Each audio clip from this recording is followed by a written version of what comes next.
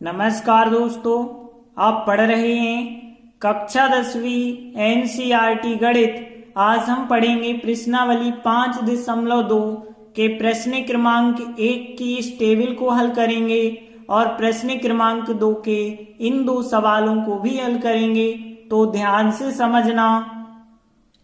तो देखिए, सबसे पहले कुछ इंपॉर्टेंट चीज हम आपको बता दें। समांतर श्रेणी को हम कहते हैं अरिथमेटिक प्रोग्रेशन, इस वजह से एपी के द्वारा दर्शाते हैं। अब समांतर श्रेणी का एनवा पद, ध्यान रखना, एनवा पद पूछा जाए या फिर व्यापक पद पूछा जाए या फिर पूछा जाए अंतिम पद, तो यहां इन तीनों के लिए जो फार्मूला है ध्यान रखना, ए एन बराबर a plus n minus 1 into d होता है। ध्यान रख लीजिए ये फार्मूला। तो यहां पे एनवा पद पूछा जाए तो यही फार्मूला, व्यापक पद पूछा जाए तो यही फार्मूला और अंतिम पद पूछा जाए तो भी यही फार्मूला। बस अंतिम पद में एल बराबर हम लिख के चलते हैं a plus n minus 1 into d.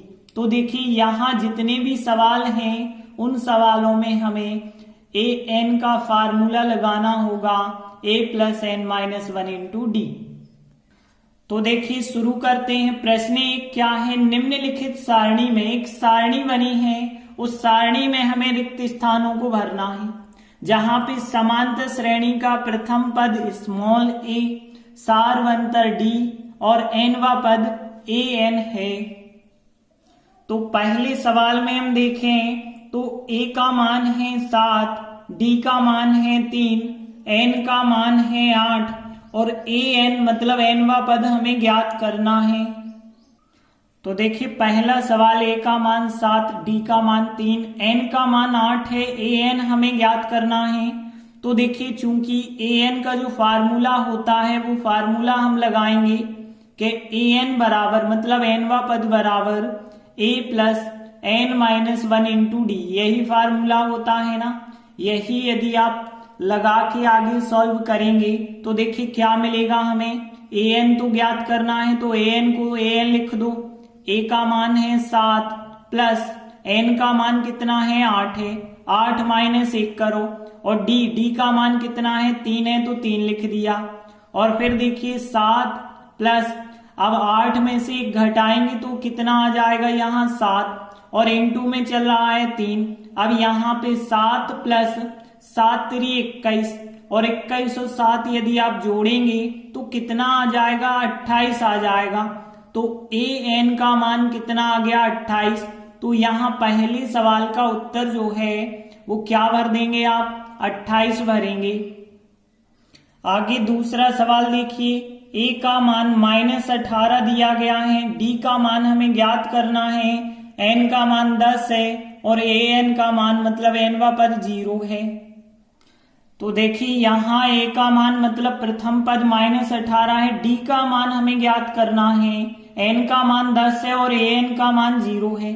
अब देखिए, जब डी का मान ज्ञात करना और डी का फार्मूला तो हमें पता नहीं है, हमें एक ही फार्मूले का उपयोग करना है। ए एन बराबर जो फार्मूला है तो ये होता है फार्मूला।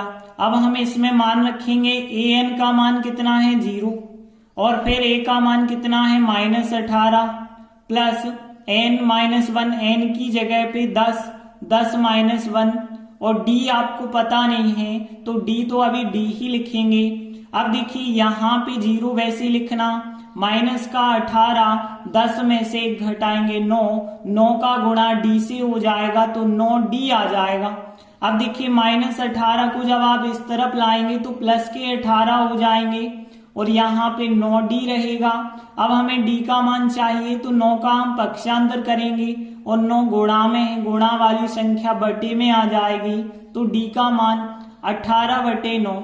अब 9 का भाग 18 में 2 बार जाएगा तो फिर हम कह सकते हैं 2 बराबर डी या फिर डी बराबर 2 हमारा आंसर हो जाएगा। आगे तीसरा सवाल देखिए, इसमें पहला पद हमारे पास नहीं है, डी का मान -3 है, एन का मान 18 है और एनवा पद -5 है। तो देखिए जो कुछ हमें प्रश्न में दिया गया है वो लिखा। अब हमें ए का मान ज्ञात करना है। ए का तो हमारे पास कोई सूत्र नहीं है, हमारे पास तो केवल ए एन का है, वही लगा देना। तो हमने ए एन बराबर फार्मूला लगाया a plus n minus one into d. अब ए एन का मान है माइनस का 5 और ए का मान तो हमें ज्ञात करना, तो ए को ए ही लिखें, एन की जगह एन का मान 18 माइनस 1 और डी का मान कितना है माइनस का 3 लिखा। अब देखिए आगे ध्यान देना, माइनस का 5 बराबर ए। अब यहाँ पे देखिए 18 में से 1 घटाएंगे तो कितना आ जाएगा 17 आएगा, इंटू माइनस 3 लिखा। अब यहाँ पे माइनस का 5 बराबर ए, यहाँ 17 का गुणा माइनस 3 से 17 3 51 माइनस के 51, क्योंकि प्लस माइनस का माइनस होता है। अब हमें ए का मान ज्ञात करना, तो 51 का पक्षांतर कर देना, तो 51 इस तरह पाएंगे, प्लस के हो जाएंगे, बराबर चल रहा है ए। अब देखिए माइनस के 5 प्लस के 51 है तो 46 बचे होंगे, बराबर ए रहेगा, या फिर ए बराबर कह सकते हैं हम 46 हमारा आंसर हो जाएगा। चौथा सवाल देखिए, ए का मान -18.9, डी का मान यहाँ 2.5, एन हमें पता नहीं है लेकिन एनवा पद 3.6। तो देखिए हमें इस सवाल में एन का मान ज्ञात करना है और एन का कोई फार्मूला नहीं है, हमारे पास एक ही फार्मूला है एनवे पद का, वो वही लगाएंगे। तो हमने ए एन का फार्मूला लगाया। अब इसमें मान रखेंगे ए एन का मान है 3.6 और ए का मान माइनस का 18.9 प्लस एन तो हमें पता नहीं है, तो एन का तो एन लिखना -1 और डी का मान है 2.5। अब ध्यान देना यहाँ पे 3.6 माइनस के 18.9 लिखे और यहाँ पे प्लस। अब देखिए 2.5 का गुणा एन से करेंगे तो 2.5 एन और 2.5 का गुणा 1 से करेंगे तो 2.5। अब देखिए हमें एन का मान चाहिए तो हम क्या करेंगे, एक और एक दोनों संख्याओं को इस तरह पक्षांतर करेंगे। 3.6 लिखा, 18.9 उस तरफ आएंगे तो प्लस के हो जाएंगे, 2.5 भी तो प्लस के हो गए। अब यहाँ पे बचा क्या है 2.5 एन बचा है। देखिए यहाँ पे यदि आप इन संख्याओं को जोड़ते हैं तो यहाँ पे कितना आ जाएगा 25.0 आएगा और यहाँ पे 2.5 चल रहा है और इनटू है एन। अब देखिए हमें एन का मान चाहिए तो 2.5 बटे में आ जाएंगे, तो यहाँ पे 25.0 बटे 2.5 बराबर कितना आ जाएगा एन। अब ध्यान देना यहाँ दशमलव है, दशमलव एक अंक के बाद है और यहाँ भी एक अंक के बाद है, तो आप चाहें तो दशमलव हटा सकते हैं क्योंकि ऊपर भी एक अंक बाद नीचे भी एक अंक बाद है, तो हटा देते हैं हम दशमलव को। अब यहाँ पे देखिए 25 का भाग 250 में 10 बार जाएगा तो एन का मान कितना हमें प्राप्त हो गया है फिर 10। अगला 5वां सवाल देखिए, ए का मान 3.5, डी का मान 0, एन का मान 105, ए एन हमें ज्ञात करना है। तो देखिए ये रहा सवाल। अब हमें ए एन ज्ञात करना है, तो ए एन का तो फार्मूला है हमारे पास, वही लगा दें। तो हमने ए एन का फार्मूला लगाया। अब इसमें मान रखते हैं ए एन तो हमें ज्ञात करना है, तो ए एन ही रहेगा। ए का मान 3.5 प्लस एन का मान कितना है 105 है, माइनस 1 लिखा और डी का मान कितना है 0 है तो 0 रखा। अब देखिए 3.5, 105 में से 1 को घटाया जाए तो 104, अब इनटू है 0। अब ध्यान देना 3.5 104 का गुणा यदि आप 0 से करेंगे तो 0 आएगा और फिर 3.5 में 0 जोड़ेंगे तो 3.5 ही आएगा। तो ए एन का मान कितना आ गया 3.5 आ गया। तो इस प्रकार से प्रश्न 1 के 5 सवाल कंप्लीट हुए। अगला देखिए प्रश्न 2 है, निम्नलिखित में सही उत्तर चुनिए और उसका औचित्य दीजिए। तो देखिए दूसरे सवाल का पहला सवाल है, एक समांतर श्रेणी हमें दी गई है और उसका 30वां पद हमें बताना है। इन 4 विकल्पों में से कौन सा विकल्प सही होगा और औचित्य देना है, मतलब आप जो है निकाल के भी बताएंगे कि कैसे आया ये उत्तर। तो देखिए यहां जो समांतर श्रेणी दी गई है सबसे पहले हमने उसे लिखा।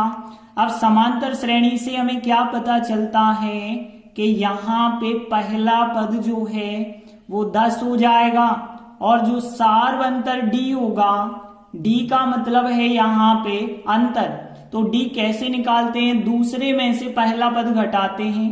7 में से हमने 10 को घटाया तो -3 मिला हमें।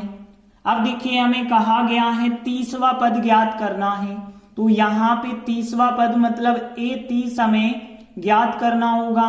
अब A30 कैसे ज्ञात करेंगे, हमारे पास 30वें पद का यदि फार्मूला है तो आप लगा सकते हैं, लेकिन अभी तक हमने नहीं पढ़ा, हमने तो केवल an वाला ही पढ़ा है, हम वही लगाएंगे फिर। तो देखिए हमने फार्मूला लगाया। अब an का मतलब है A30, तो an की जगह हमने A30 रखा, इसका मतलब है n का मान हमारे पास 30 है। a का मान कितना है, 10 है, 10 लिखा। n का मान कितना हमने बताया 30, 30 - 1 लिखा। और d का मान कितना है हमारे पास -3 है। और आगे यदि हम सॉल्व करेंगे तो 10, यहाँ पे देखिए 30 में से 1 घटाया 29, 29 इंटू में है -3, देखिए यहाँ पे 10। अब यहाँ -3 का गुणा 29 से करेंगे तो -87 आएंगे। अब -87 प्लस के हैं 10, तो -77 बचे होंगे। तो A30 का मान फिर कितना हो गया, -77 हो गया। तो यहाँ पे सी नंबर का आंसर राइट आंसर हो जाएगा। आगे देखिए प्रश्न 2 का सेकंड सवाल है, एक समांतर श्रेणी फिर हमें दी गई है और इसका 11वां पद क्या होगा। 4 विकल्प हैं हमारे पास। तो देखिए यहाँ एक हमें समांतर श्रेणी दी गई है, तो इसका पहला पद कितना है, पहला पद हो गया -3। यदि हम सार्वंतर डी का मान देखें तो क्या होगा, हमें दूसरे पद में से पहला पद घटाना होगा। -1/2 में से पहला पद -3 घटाएंगे और देखिए यहाँ -1/2 माइनस और माइनस प्लस के 3 हो जाएंगे। और आगे सॉल्व करेंगे तो 2 का 3 से गुणा, 2 3 6 प्लस के 6 में माइनस का 1 जोड़ेंगे तो यहाँ पे 5 आएगा और बटे 2 का 2, तो 5/2 आएगा डी का मान। और आगे हमें फिर क्या ज्ञात करना है, 11वां पद हमें मतलब A11 का मान हमें बताना होगा कि क्या होगा। अब देखिए हमारे पास फार्मूला तो एक ही है, an बराबर वही फार्मूला यहाँ भी लगा दीजिए। तो हमने an का फार्मूला लगाया। अब an का मतलब A11 हमें रखना है, तो यहाँ जब A11 रखा तो n का मान तो 11 रख गया, फिर a का मान कितना है -3 रखा, फिर प्लस n का मान कितना है 11, 11 - 1 और d का मान कितना है 5/2 है, 5/2 लिखा। आगे सॉल्व करेंगे -3 प्लस यहाँ पे 11 में से 1 घटाएंगे 10 और 10 इंटू में है 5/2 और आगे सॉल्व करेंगे तो -3। यहाँ पे ध्यान देना 2 से आप 10 को काट दें तो 2 एकम 2, 2 पंचे 10, यहाँ 5 आए, 5 × 5 हो जाएंगे यहाँ पे 25। और आगे यदि हम देखें प्लस के 25 है माइनस के 3 है तो प्लस के 22 यहाँ बचे होंगे, क्योंकि -3 अलग कर देंगे घटा देंगे तो A11 का मान आ गया है 22। तो यहाँ पे बी नंबर का उत्तर राइट आंसर हो जाएगा। इस प्रकार से प्रश्न 2 के दोनों सवाल कंप्लीट हुए। धन्यवाद।